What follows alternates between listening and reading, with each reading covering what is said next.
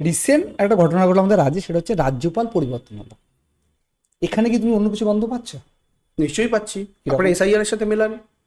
সঠিক দিনের মধ্যে ইলেকশন না হলে রাষ্ট্রপতি শাসন, আর রাষ্ট্রপতি শাসন যদি জারি হয় কন্ট্রোল কে করবে এই রাজ্য থেকে? রাজ্যপালকে ওরা পয়েন্ট অফ কন্ট্যাক্ট বানাবে ন্যাচারালি। 2 নম্বর বক্তব্য, তৃণমূল ধরুন 220, 30, 40-এর উপর সিট নিয়ে সরকার গঠন করলো, তারপরে কোনো রকম কারসাজি করে এদের যদি সরকার ফেলার ইচ্ছা হয়, সেই সরকার ফেলার বাসনায় অফিসিয়ালি এদের মদত কে দিতে পারে? রাজ্যপাল।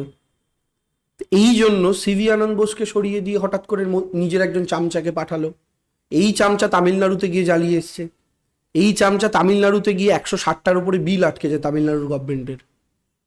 রাজ্যপালকে ব্যবহার করে কিভাবে সরকার ফেলতে হয় এবং কিভাবে সরকার পরিচালনা আটকে দিতে হয় সেটাতে এরা বারবার দেখিয়েছে। দিল্লিতে এলজি, যার মাধ্যমে অরবিন্দ কেজরিওয়ালের সরকারের পুরো কাজ আটকে দিয়েছিল তারা, কারণ ওখানে হাফ স্টেট, পূর্ণ স্টেট নয়, পুলিশ প্রশাসন তার আন্ডারে ছিল না।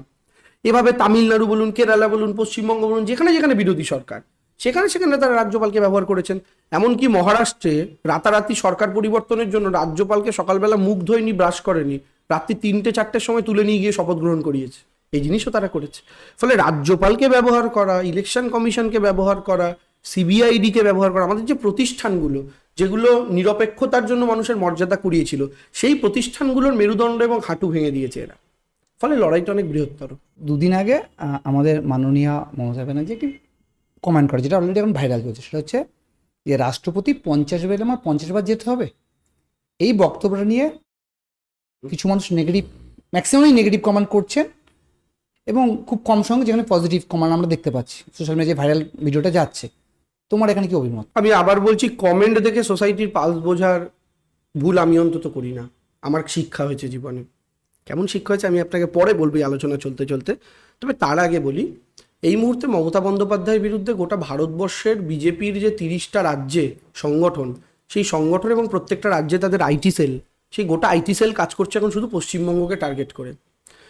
এবং তাদের পশ্চিমবঙ্গে আইটির বাজেট আমি যতদূর শুনেছি 90 কোটি টাকার ওপর বাৎসরিক। এবং ইলেকশনের সময় এখন সেটা পেছনে আরেকটা শূন্য আপনি যোগ করতে পারেন, ইলেকশনের 3 মাস। তো সেই রাজনৈতিক শক্তি, আপনি যে কমেন্টগুলো দেখছেন একটু প্রোফাইলগুলো খুলে খুলে দেখবেন কটা তার মধ্যে জেনুইন প্রোফাইল আছে। আমি আপনাকে এটাও বলছি, আপনি আমার পডকাস্টটা আপলোড করবেন তো এখানেও আপনি সেই শ্রেণীদের দেখতে পাবেন। আপনি কমেন্ট বক্সটা খুলে দেখতে পাবেন, কিন্তু আপনি ভিউও দেখতে পাবেন। আপনি ধরুন দেখলেন ভিউ হয়েছে 20,000, কিন্তু মন্তব্য এসছে 200-200-র মধ্যে আপনি দেখবেন 150 গালাগাল করছে। আমি আপনাকে এখনই বলে দিচ্ছি।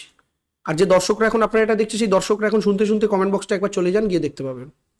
এই যে 150 জন খারাপ মন্তব্য করছেন, 50 জন ভালো বলছেন, আপনার চোখে 150টা খারাপ মন্তব্য পড়বে।